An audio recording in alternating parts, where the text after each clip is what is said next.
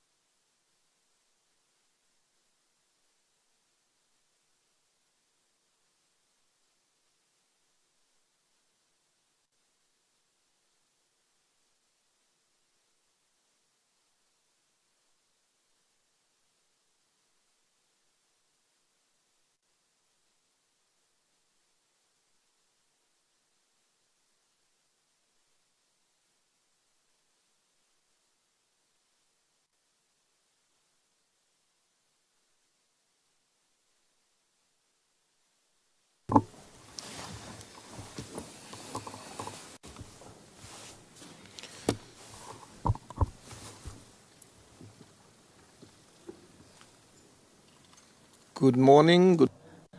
Le président, bonjour. Bonjour à vous, monsieur Klosterman. N'oubliez pas de brancher votre micro. Réponse du témoin, bonjour. Le président, avant de commencer à répondre aux questions qui vous seront posées par les parties, je dois vous donner quelques renseignements. Il y a certaines choses que nous devons faire. Vous devez par exemple décliner votre identité, à savoir votre prénom, votre nom de famille, votre date et lieu de naissance, votre profession, etc. Alors, pourriez-vous nous dire, monsieur, pourriez-vous nous donner ces informations? Je vous en remercie. Réponse, je m'appelle A.T. Klosterman.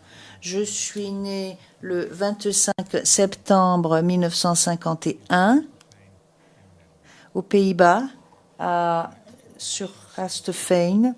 Je suis depuis 1979 scientifique dans le domaine de l'ADN, scientifique médico-légal à l'Institut médico-légal néerlandais. Le président, et vous êtes un ressortissant néerlandais? Réponse du témoin, oui, tout à fait, je suis néerlandais. Le président, vous allez vous exprimer en anglais, comme je le fais moi-même. Or, le procès... Pour ce procès, nous avons deux langues simultanées, l'anglais et le français. Par conséquent, il est absolument essentiel que nous parlions lentement pour faire en sorte que les interprètes puissent faire leur travail et que les sténotypistes puissent transcrire nos propos. Donc, c'est assez facile lorsque les gens parlent dans des langues différentes, dans deux langues différentes. L'équipe de la défense s'exprimera en français. Mais puisque nous allons parler tous les deux anglais, il est parfois difficile de parler lentement. Au cas où vous parleriez trop rapidement, je vous ferai un signe pour que les interprètes puissent faire leur travail. Cette chambre a été constituée pour juger l'affaire, le procureur contre Monsieur Gbagbo et Monsieur Blegoudé. Vous êtes ici en tant qu'expert et vous devez donc participer à ce procès pour élucider la vérité. Et bien entendu, compte tenu de votre domaine de compétences et en fonction des questions qui vous ont été posées. Alors, bien évidemment, des questions vont vous être posées par les avocats ici présents. Dans un premier temps, un représentant du bureau du procureur, ensuite les deux équipes de la défense, puis les juges, si quelque chose n'est pas clair pour les juges. Et votre seul devoir, mais je suis sûre que vous le savez pertinemment, et que vous devez dire la vérité. Et en ce sens, j'aimerais vous demander de bien vouloir nous donner lecture de la formule que vous avez devant vous, et je vous en remercie. Le témoin, je déclare solennellement que je dirai la vérité, toute la vérité et rien que la vérité. Le juge président, merci beaucoup. Je crois que le bureau du procureur s'apprête maintenant à vous poser des questions. Monsieur Demirjian, si à un moment ou à un autre, vous avez quelques préoccupations que ce soit, n'hésitez pas à m'en faire part. Bien, dit le témoin. Le président, monsieur Demirjian. Monsieur Demirjian, bonjour, monsieur le président, madame, monsieur, bonjour à tous. Bonjour à vous, Monsieur Klosterman. Vous avez déjà expliqué à la Cour que vous travaillez au sein du NFI depuis 1979. Je voudrais donc commencer par votre parcours universitaire. Nous avons votre CV, nous allons nous pencher là-dessus dans un instant. Est-il exact de dire que en 1976, vous avez obtenu un diplôme universitaire en biochimie, chimie clinique et immunologie clinique à l'université d'Utrecht? Réponse est exacte. Question, très bien. Après ces études, est-il exact de dire que vous avez été chercheur universitaire? Réponse, oui. Après mes études, j'ai rejoint le centre de transfusion sanguine nationale au laboratoire d'Amsterdam où j'ai passé 3 ans en tant que chercheur universitaire. Le président, pardon. Est-ce que l'on ne pourrait pas simplement parvenir à un accord sur le CV? Est-ce que le CV ne peut pas simplement être versé au dossier?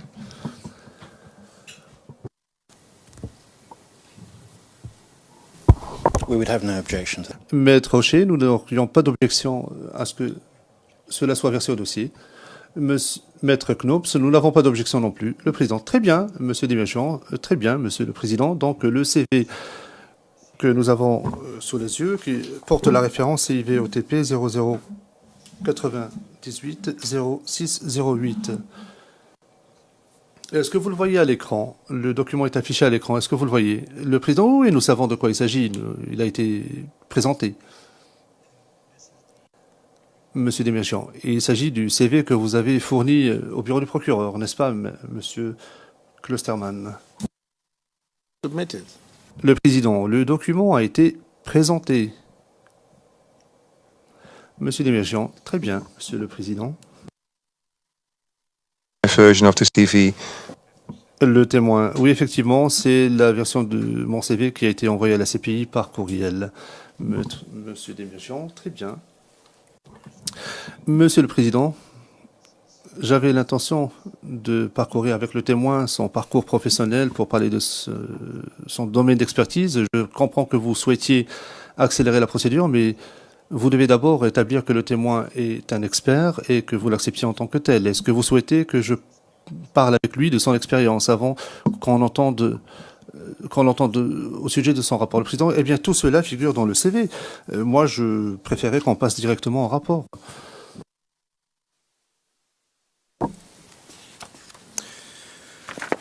Very well.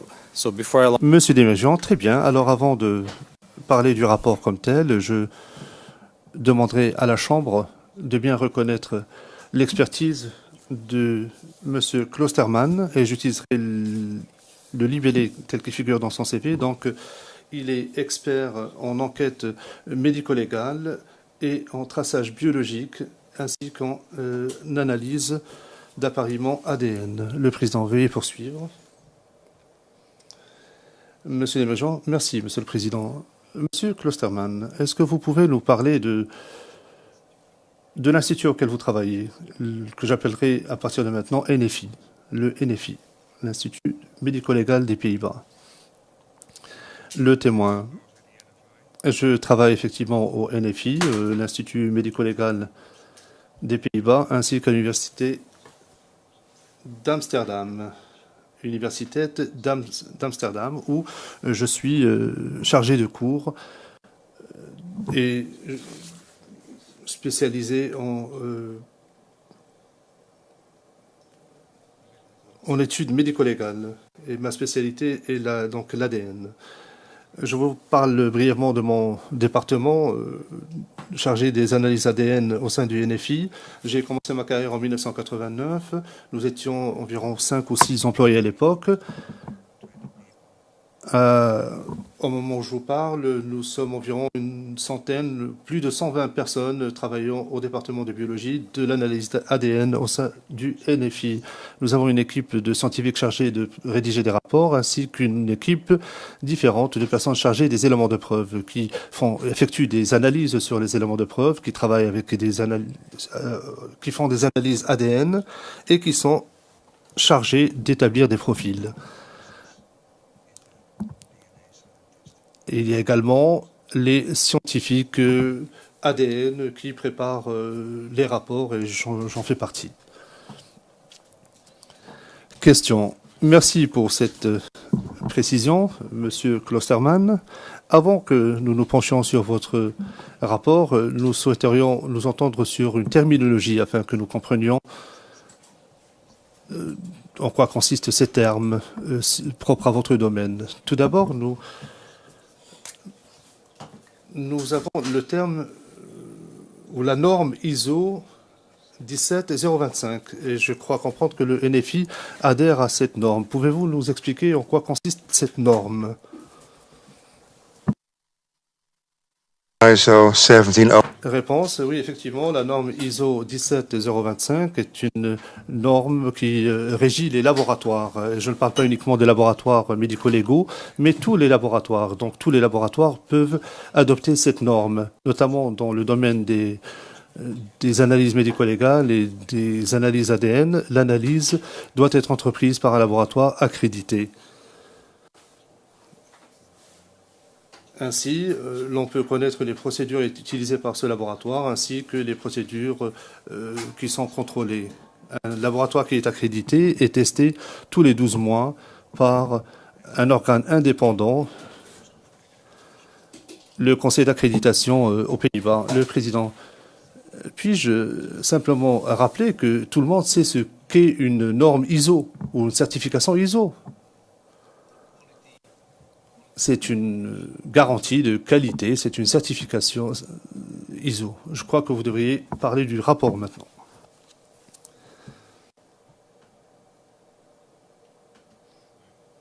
Monsieur Desmurgian, très bien, Monsieur le Président.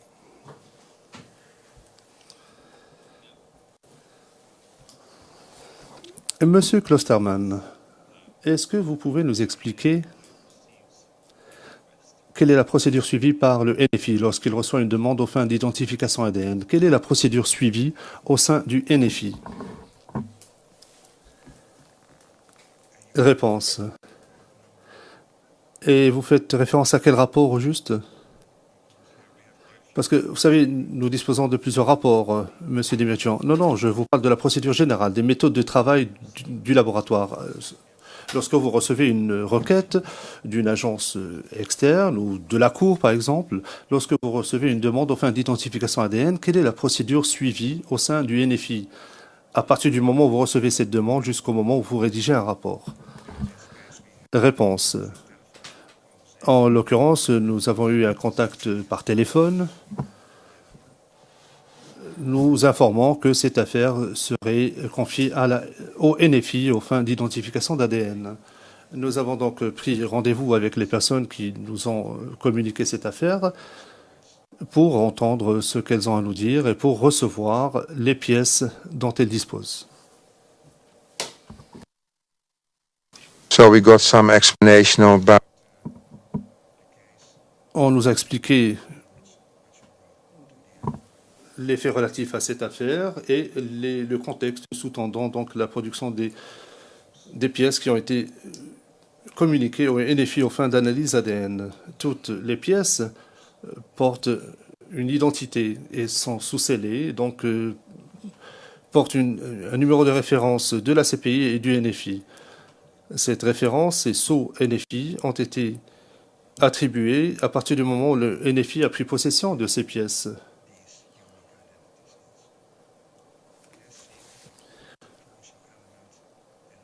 Cette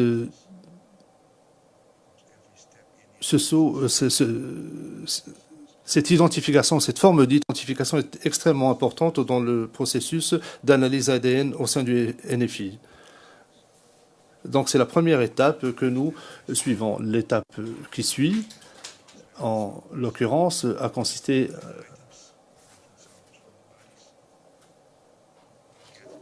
en la réception d'échantillons des cadavres. Nous avons procédé à des analyses différentes pour assurer un contrôle de la qualité au sein du laboratoire. Il est important que le laboratoire évite des risques de contamination dans la mesure du possible. Et donc, nous avons un processus très strict à suivre. Ensuite, nous essayons d'extraire l'ADN des pièces et des éléments de référence. Pour un échantillon de référence, la procédure est très simple. En l'espèce, il s'agissait de dents et d'os, et c'est un processus beaucoup plus laborieux, en ceci qu'il faut before you can extract the DNA from the bone or the teeth. donc réduire en poudre les os avant de pouvoir en extraire l'ADN.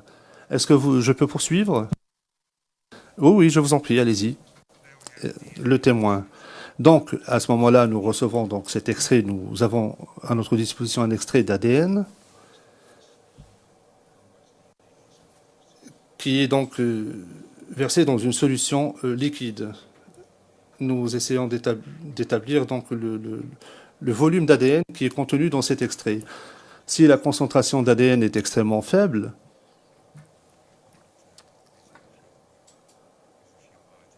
et nous l'avons d'ailleurs signalé s'agissant de quelques pièces,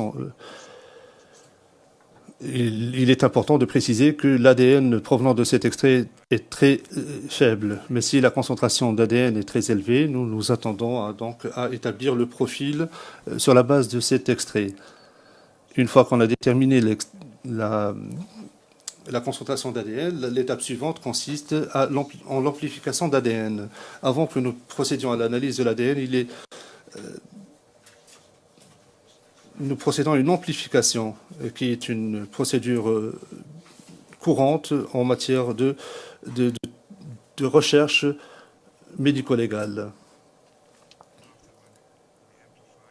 Après l'amplification de l'ADN, nous procédons à son analyse. Nous disposons à ce moment-là de suffisamment d'ADN pour extraire des informations importantes et spécifiques sur l'ADN ou sur l'aspect de l'ADN qui nous intéresse. Dans le monde médico-légal, l'intérêt où l'ADN revêt un intérêt important, il y a ce que nous appelons des loci ou des loci, et qui sont spécifiques, et qui sont différents selon les individus. En fin d'analyse, nous devons être en mesure de dire que cet élément appartient à tel individu. Et pour cela, il est important d'établir une distinction entre les différents types d'ADN. Et nous procédons grâce à un système que nous avons. Nous examinons les loci en même temps, des loci différents qui sont différents selon les individus. Un locus qui est très important est le locus relatif au sexe, qui contient donc des marqueurs de chromosomes. La femme a 2 chromosomes X, alors que l'homme a des chromosomes X et Y. Et c'est très important, dans les cas d'identification, il est important de savoir que l'individu que vous êtes en train d'analyser est un homme ou une femme. Donc, une étape importante, c'est une étape importante dans le processus d'identification par ADN. Question. Avant que vous ne poursuiviez, Monsieur Klosterman, permettez-moi d'expliquer pour la gouverne des juges de la Chambre ce que signifie le mot loci. De quoi s'agit-il? Réponse. Eh bien, nous parlons de lieux précis ou de parties précises de l'ADN. Nous savons d'où cela provient, nous savons comment elle se comporte. L'ADN de l'être humain comporte des millions de loci. Et nous nous intéressons uniquement aux loci qui sont différents selon les individus. Nous avons des millions de loci dans le monde médico-légal et nous avons choisi entre 15 et 25 loci bien spécifiques afin de comparer les profils ADN entre différents pays et même entre différents continents. Nous avons une procédure harmonisée à cet égard. Question. Vous avez dit qu'en l'espèce, vous avez dû réduire en poudre une dent. J'aurais une question à vous poser à cet égard. L'ADN se trouve-t-il dans une partie précise du corps ou est-ce que l'on peut extraire l'ADN dans différentes parties du corps? Réponse, l'ADN se trouve dans toutes les parties du corps qui contiennent des cellules. Dans le noyau de la cellule, l'ADN est contenu. Donc toute partie du corps humain contient l'ADN. Mais certaines parties ont une concentration plus élevée d'ADN que d'autres. Les dents, les os par exemple, ont une concentration d'ADN très faible. Cela dit, la bonne nouvelle, c'est que s'agissant des os et des dents, l'ADN est conservé. On peut dégager le profil ADN à partir d'une dent, même après des années. Question.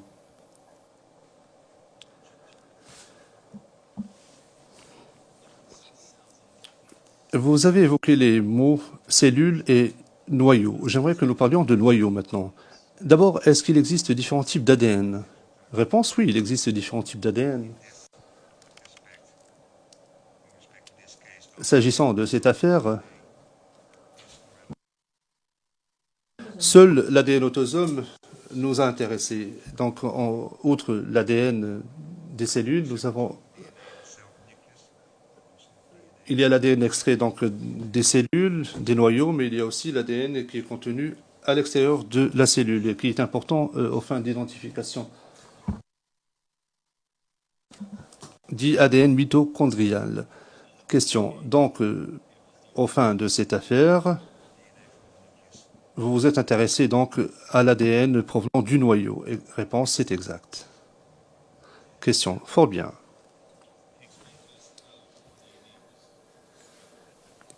Vous nous avez expliqué comment vous avez pu extraire l'ADN. Vous avez parlé du fait que vous avez réduit en poudre l'échantillon. Comment est-ce que vous analysez l'échantillon afin d'en extraire l'ADN? Réponse, eh bien, comme j'ai essayé de l'expliquer, d'abord nous procédons par amplification pour déterminer combien d'ADN est contenu dans cet extrait. Nous savons par exemple quel est le niveau optimal d'ADN auquel on peut s'attendre d'après un extrait. Ensuite, il y a donc l'ADN est mis dans des éprouvettes. L'extrait est donc placé dans une éprouvette et des agents sont ajoutés à cela. Le tube ensuite passe par un cycle thermique et le cycle thermique fait son travail. Après 1 heure environ, l'ADN est amplifié des millions de fois et nous pouvons l'analyser de façon plus simple. Est-ce que tout ADN peut être amplifié? Non. Seules certaines parties d'ADN, celles qui nous intéressent, notamment les loci qui nous intéressent, peuvent être amplifiées à ce moment-là. Question. Dans un instant, nous allons aborder un point en particulier, mais avant cela, je voudrais vous poser une question concernant l'ADN d'une personne spécifique. Comment est-ce que l'ADN de cette personne se rapporte à l'ADN des membres de sa famille, par exemple? Réponse. Ce qu'il faut savoir au sujet de l'ADN, c'est que c'est héréditaire. La moitié de votre ADN provient de votre père et l'autre moitié provient de votre père.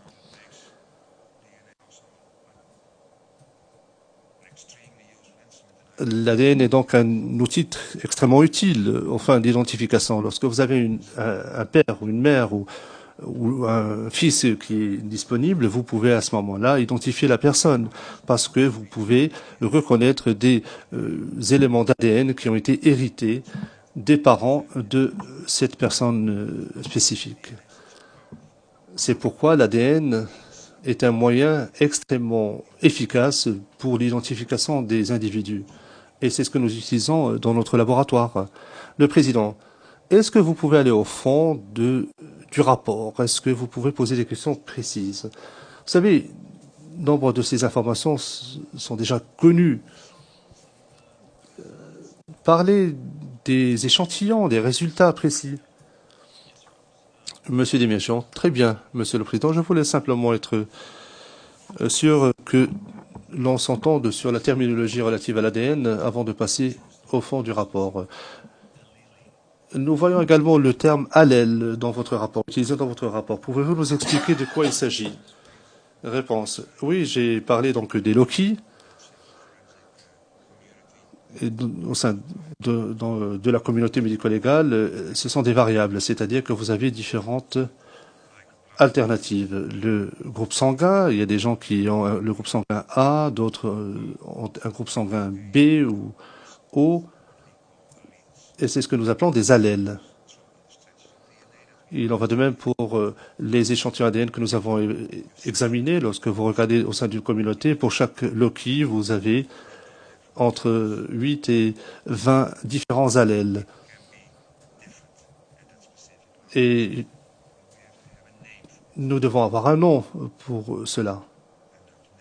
Et les noms sont, c'est ce que nous appelons des allèles. C'est le nom qui désigne cela.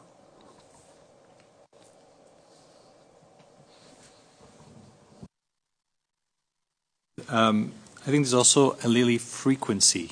Yes. Question. Il y a aussi un autre terme que l'on retrouve dans votre rapport, fréquence des allèles. Qu'est-ce que c'est? Réponse. Bien.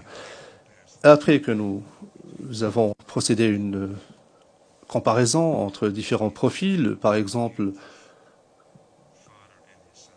un profil de relation putative entre père et fils, nous essayons de voir s'il y a un appariement. Ensuite, cet appariement, on essaie de déterminer ce qu'il signifie. Est-ce qu'il contient une valeur probante, des informations probantes. Mais avant de pouvoir nous prononcer là-dessus, nous devons déterminer quel est l'allèle qui a été transféré de ce père à son enfant et disposer d'informations. Est-ce que cet allèle est rare, cet allèle qui a été transféré du géniteur à la progéniture? Donc nous prélevons un échantillon au sein d'une population, nous examinons l'allèle au sein de cette population. Il peut s'agir d'une centaine de milliers de personnes vivant dans un même village. Nous analysons donc ces individus pour voir si l'allèle est fréquent au sein de cette population. Après cela, l'on détermine sa fréquence, la fréquence du groupe sanguin A, B, etc., etc., au sein de cette même population. Et on ne peut le faire qu'en procédant à des analyses auprès d'individus différents. Cette information est indispensable pour pouvoir parler de la force probante du lien familial. Question. Le rapport auquel je m'intéresse est daté du 13 mai. Au fin du dossier, il s'agit du document portant la référence CIVOTP 0084 3930. Et pour ce qui vous concerne, Monsieur Klosterman, il s'agit de la référence NFI 2014 05 23 159. Le témoin et la demande, le numéro de demande, Monsieur Desméjian, le numéro 3. Le témoin, oui, je l'ai sous les yeux. Monsieur Desméjian, très bien. C'est celui qui porte la mention rapport amendé, amended report. Le témoin, très bien. Monsieur Desméjian, je ne vois pas le document à l'écran. Est-ce qu'il est affiché? Très bien. Montrez la page de garde, s'il vous plaît.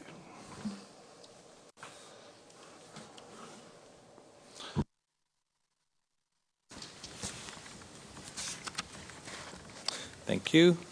Merci. Le rapport est confidentiel puisqu'il contient des noms expurgés.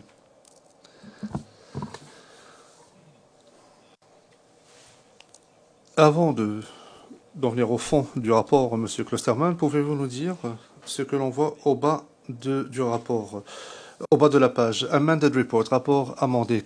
Pourquoi cette mention a-t-elle été ajoutée? Réponse. Oui, effectivement, c'est que nous avions un autre rapport dans cette affaire qui avait été produit un mois avant cela, plus précisément au 27 mars 2015. Et après que ce rapport a été envoyé, nous avons constaté qu'il y avait une coquille, des erreurs contenues dans ce rapport. Donc nous avons corrigé ces erreurs et nous l'avons appelé rapport amendé.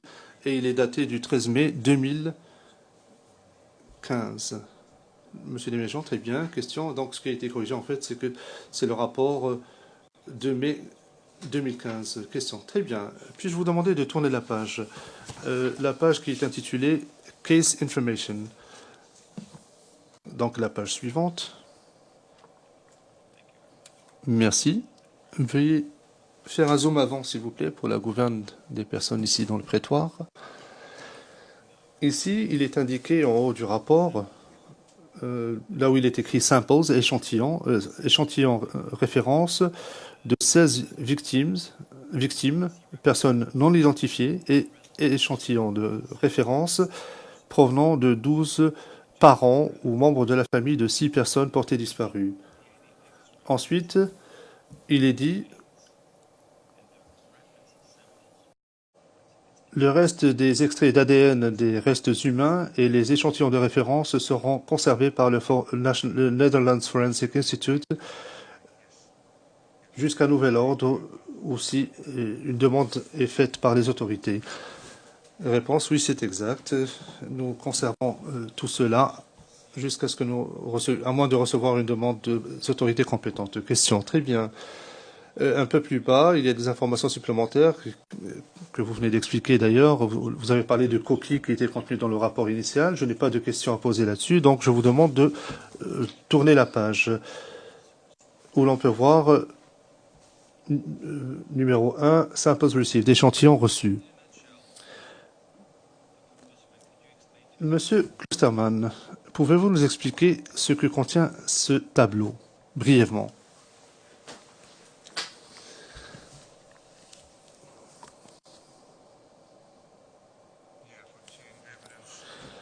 Réponse. Pour la chaîne de conservation, il est important de préciser que nous avons reçu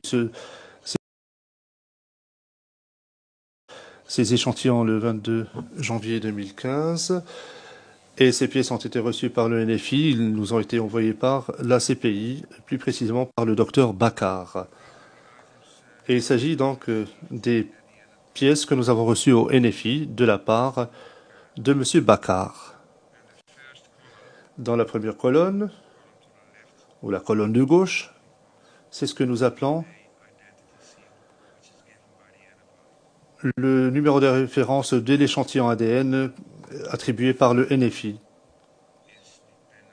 Le NFI accorde une importance capitale à ce numéro. Lorsque j'examine ou je reçois un échantillon, je dois lui attribuer un numéro de référence et c'est ce numéro de référence que j'utilise à partir de là. Il est extrêmement important, aux fins d'identification d'ADN, de préciser ce numéro de référence. Il y a également un numéro CPI original. Et ce numéro, où le suffixe est ICC. Cette référence contient la référence du NFI ainsi que celle de la CPI. Ensuite, il y a une description. Donc, c'est un récipient contenant 4 dents provenant de la victime numéro 1. Et il en va de même pour le reste. Donc, s'agissant de toutes les pièces que nous avons reçues au NFI. Les numéros qui sont attribués par la CPI ainsi que les numéros correspondants attribués par le NFI. Very well. Question. Très bien. Vous nous avez expliqué précédemment l'importance du numéro d'identification NFI.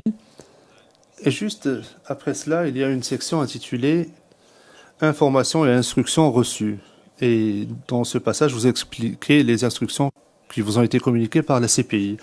Ici, l'on voit le terme profil établi précédemment à partir d'échantillons de référence. Doit-on en conclure que les échantillons ADN des parents des victimes avaient déjà été établis?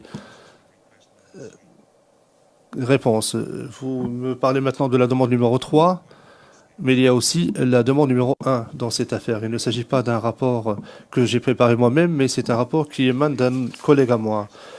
S'agissant de la demande numéro 1 que nous avons reçue les pièces qui sont également mentionnées dans ce tableau. Et la demande numéro 1 est en date du 24 mai 2014. Et ce rapport est en date du 8 juillet 2014.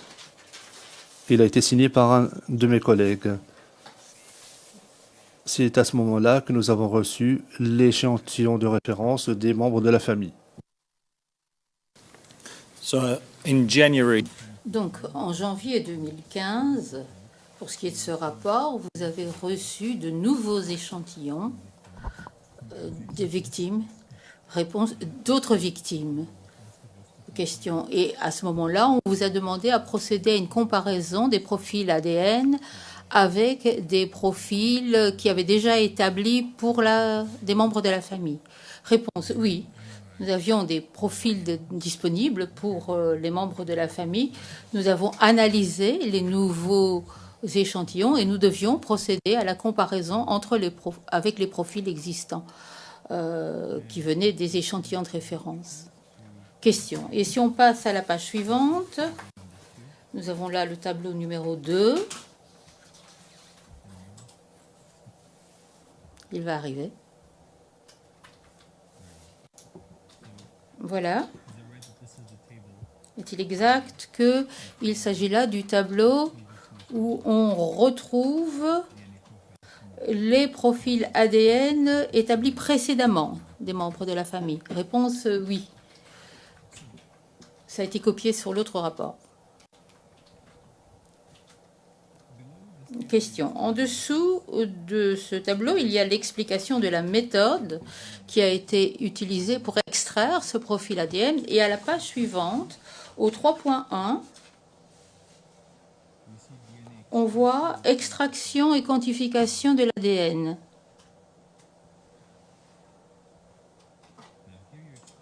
Vous expliquez ici que pour les 16 victimes, on a pulvérisé les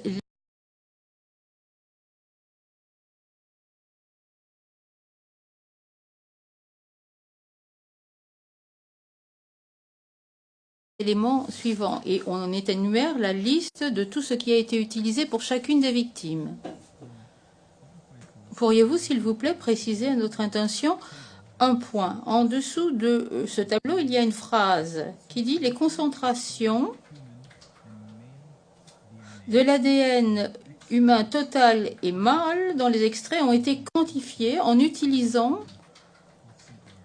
un test PCR duplex en temps réel. » Voici ma question.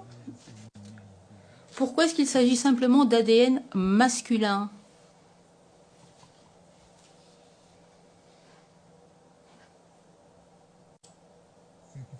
Réponse. Je vous remercie d'avoir posé la question. Je vous ai expliqué précédemment que les femmes ont 2 chromosomes X, tandis que les hommes ont un Y et un X. Dans cette quantification, on examine la quantité totale d'ADN, mais également ce qui vient du chromosome Y. Donc, c'est-à-dire pour l'ADN masculin. Ça, c'est important lorsque on a des mélanges. On a ici des échantillons de référence. On ne s'attend pas à avoir ici des mélanges. Mais quand on a des analyses où il y a des mélanges, on procède à cet examen parce que cette information est importante. On voit quelle est la quantité d'ADN masculin, quantité d'ADN féminin. Donc, c'est comme ça que l'on décrit la méthode de quantification. Donc, sur base de cette information, on sait immédiatement s'il s'agit d'un individu masculin ou féminin. Et on retrouve ça d'ailleurs aussi dans le profil ADN qui a lieu un peu plus tard, après la quantification. Question, très bien. Et pour un profane comme moi, qu'est-ce que c'est qu'un essai PCR duplex en temps réel? Also, Réponse. Cela contient une toute petite quantité d'ADN qu'on ne peut pas analyser directement à cause de la concentration d'ADN. Il faut d'abord amplifier l'ADN avant de pouvoir procéder à la quantification. Ça, c'est le nom de la technologie. C'est un PCR en temps réel. On mesure la concentration de l'ADN au cours du processus d'amplification. C'est ça qu'on appelle le PCR en temps réel. C'est-à-dire que on suit tout le processus par le biais, en suivant les cycles d'amplification pour obtenir les informations que l'on souhaite obtenir sur la concentration d'ADN. Tous les scientifiques et les laboratoires connaissent bien ce système, mais je peux comprendre que pour un profane, ça soit difficile. Question. Ça fait partie de notre travail au quotidien. Merci pour cette explication. Donc, à la fin de ce processus, qu'obtenez-vous? Réponse. Eh bien, ce que l'on obtient, ce sont les informations sur la quantité d'ADN qu'il y a dans l'extrait et combien d'ADN masculin on a dans l'extrait. C'est une information très importante pour la phase suivante du processus. Il faut savoir combien d'ADN il faut obtenir pour avoir un processus d'amplification positif. Et on sait également que pour un échantillon, par exemple, la possibilité d'obtenir un profil ADN est vraiment très mince, tout simplement parce qu'il n'y a pas beaucoup d'ADN. Ou bien un échantillon a trop d'ADN au fin de l'amplification et il faut le diluer. Mais on n'a pas eu de problème avec ces échantillons-ci qui contenaient une faible quantité d'ADN. Dans la plupart des cas, suffisamment d'ADN pour obtenir les informations nécessaires. Question, très bien. Alors examinons les informations ADN sur la page suivante. Nous sommes au point 3.2, le profilage ADN.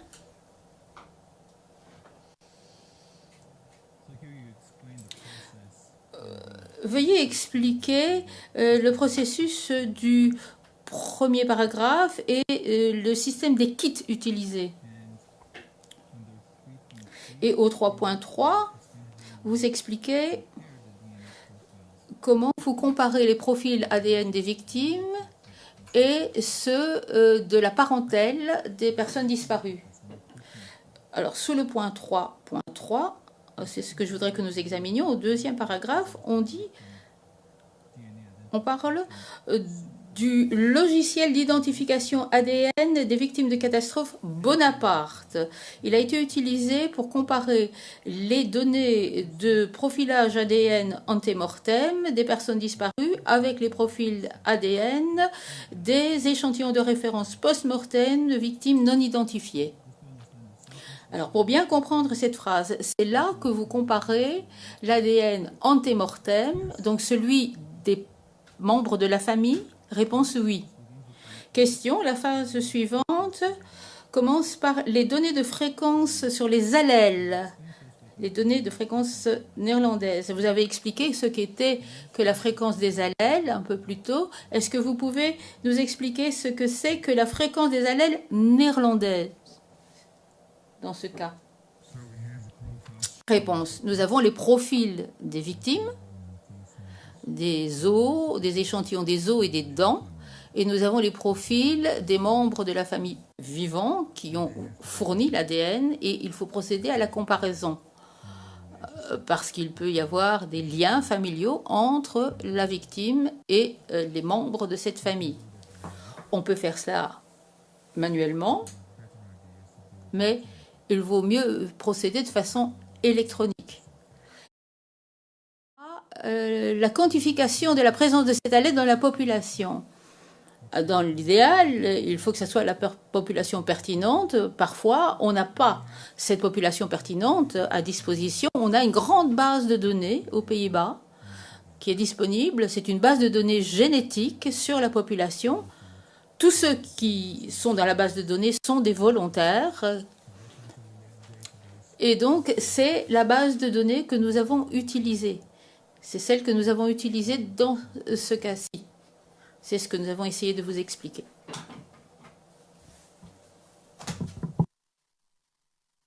Is there any Question. Alors, pour bien comprendre, est-ce que cela a une incidence si on utilise la base de données sur la fréquence des alaises néerlandaises par rapport à une population non néerlandaise, comme celle de Côte d'Ivoire? Réponse. On ne l'a pas fait parce qu'on n'a pas de base de données génétiques sur la population du pays dont vous avez parlé. Ça peut avoir une incidence, mais dans le cas d'espèce, les probabilités étaient vraiment très élevées en utilisant la base de données néerlandaise. On pense que la valeur probatoire ou la valeur, l'interprète se reprend, la valeur éventuelle sera extrêmement élevée par rapport à une autre base de données. Par exemple, une base de données ADN du pays donné qui serait la Côte d'Ivoire. Mais il y a une incidence.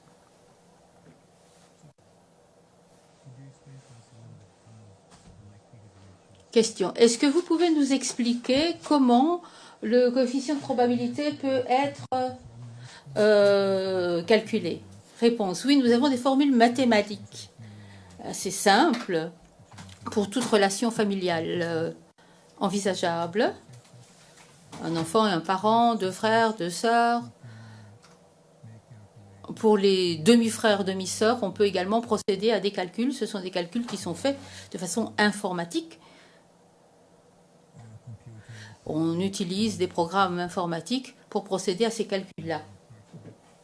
Et Bonaparte peut exécuter ces calculs pour nous. Donc, non seulement il peut identifier les correspondances familiales, mais également il peut calculer un ratio.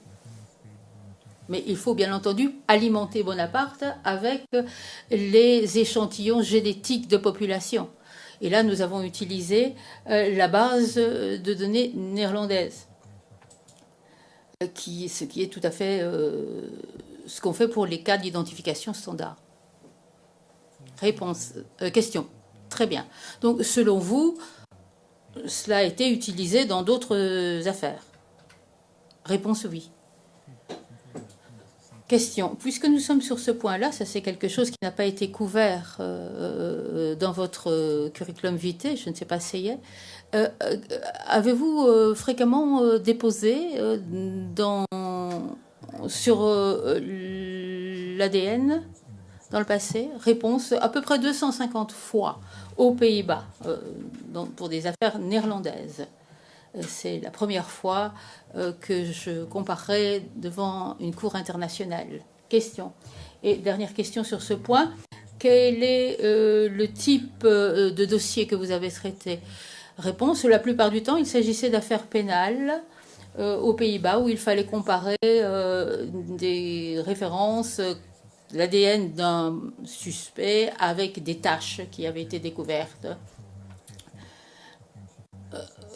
Nous avons procédé à quelques 250 analyses qui ont joué un rôle dans l'identification. Question. Vous nous avez expliqué que quand il n'y a pas de correspondance, les choses s'arrêtaient. Quand il y a correspondance, vous établissez ce coefficient de vraisemblable. Question. Réponse oui. Question. Est-ce, si je comprends bien, que cette correspondance, c'est le résultat d'une analyse scientifique et puis vous avez un aspect plus statistique. Est-ce que c'est comme ça qu'il faut comprendre les choses? Réponse oui. Ça marche toujours ensemble. Même lorsque vous avez une affaire, un dossier clair, un lien clair avec un profil qui vient d'une cigarette, et qu'on a un suspect, et qu'il y a une correspondance, il faut toujours savoir quelle est la solidité des éléments pour une affaire en particulier. Donc, on peut faire ces calculs-là sur base des profils ADN que l'on obtient à partir des éléments de preuve. Question. Bon, examinons maintenant les résultats. Il s'agit là de la section 4 de votre rapport. Vous commencez ici par la victime 13. Pas de profil ADN obtenu, mais vous avez obtenu des profils ADN pour les 15 victimes restantes. Et vous dites que 14 d'entre elles ont un génotype féminin. Pas de questions sur cette section des résultats. Je vous demanderai simplement de passer à la page suivante. Il s'agit de la page de la section 5, résultats d'identification ADN.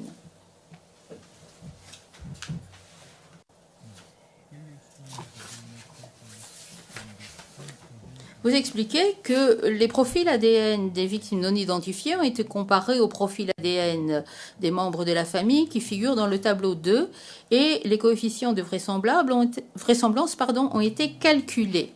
Sous le paragraphe 1, on voit les résultats de profilage ADN des restes.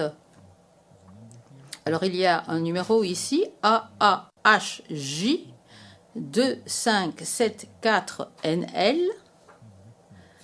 de la victime numéro 3, démontre qu'il y a une correspondance familiale avec les parents de Gnon Rokia Ouattara.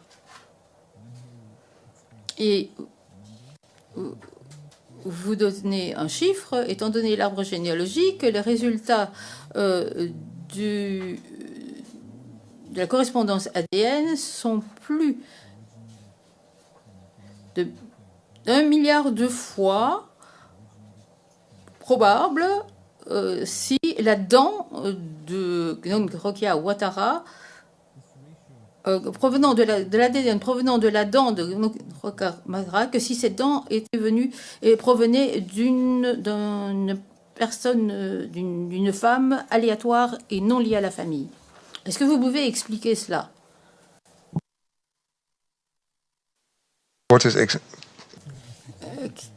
Réponse. Je n'ai pas bien compris votre question. Alors, je vais être plus précis. Le Président, est-ce que vous pouvez nous expliquer le paragraphe 1, le résultat qui figure dans le paragraphe 1? Réponse. Eh bien, dans ce cas-ci, nous avions une correspondance. Nous avions qu'il y avait une relation familiale entre la victime 3 et les membres de la famille. Et nous avions ici une personne non identifiée qui entrait dans le cadre d'une correspondance. Donc on pouvait avoir une identification positive. Alors, quelle est la solidité des éléments? On peut donner une réponse. Comment on peut donner une réponse? Eh bien, on procède à des calculs de ratio. Dans le passé, on appelait ça l'indice de paternité. Dans les analyses des recherches de paternité, on pouvait déterminer si quelqu'un était le père d'un enfant ou pas. Avant de procéder à ce calcul sur le ratio, il faut avoir 2 scénarios. Et il faut savoir quel est le scénario qui correspond le mieux au résultat de votre analyse. Donc ici, on a un scénario numéro 1, ils sont liés. Scénario numéro 2, ils ne sont pas liés. Donc ce sont des personnes qui ne sont pas liées par le sang. Pour les 2 scénarios, on calcule quel est le degré de solidité des éléments, quelle est la probabilité d'obtenir un résultat de la typologie ADN dans ce scénario-ci ou dans l'autre. Et puis, on procède à une séparation entre les deux. On est arrivé à 1 milliard, c'est-à-dire 1000 millions. C'est-à-dire que c'est vraiment un élément extrêmement solide. Il y a également nos valeurs seuil. Si on dépasse le milliard, on ne rend pas compte de ces chiffres-là. Il n'y a pas de chiffre qui soit, de valeur qui soit vraiment plus probante qu'au-delà du milliard. Donc ça, c'est l'échelle qu'on utilise pour évaluer la solidité des éléments, pour déterminer les relations familiales lorsqu'on procède à des analyses ADN.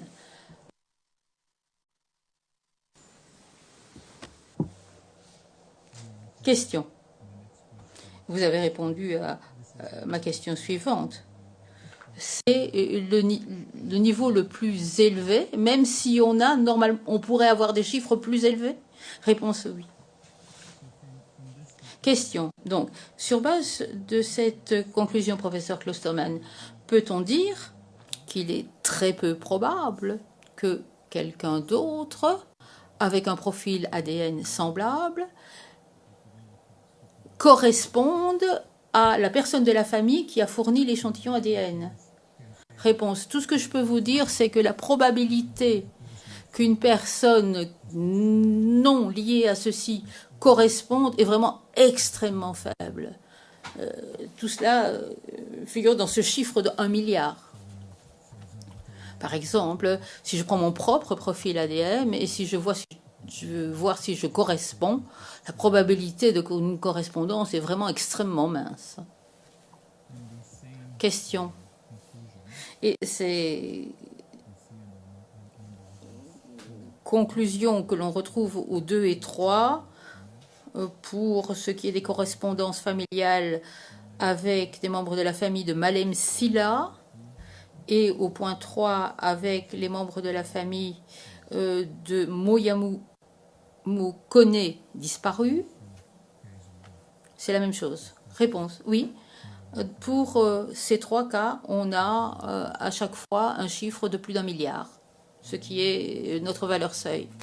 Question. Et les chiffres qu'on voit ici, là où ça commence par AHG, ce sont ce sont les échantillons qui ont été reçus comme là-dedans. À quoi font référence ces numéros? Réponse. Eh bien, ce sont les numéros NFI. Ce sont les numéros d'identification NFI qui ont été déterminés au fin du processus d'analyse. Donc, si vous revenez au tableau, à la page sous le 3.1, vous avez là toutes les informations sur ce numéro NFI. Question, pour référence, c'est la page 00843934. C'est là que Madame et Messieurs les juges retrouveront le tableau auquel on vient de faire référence avec les numéros NFI.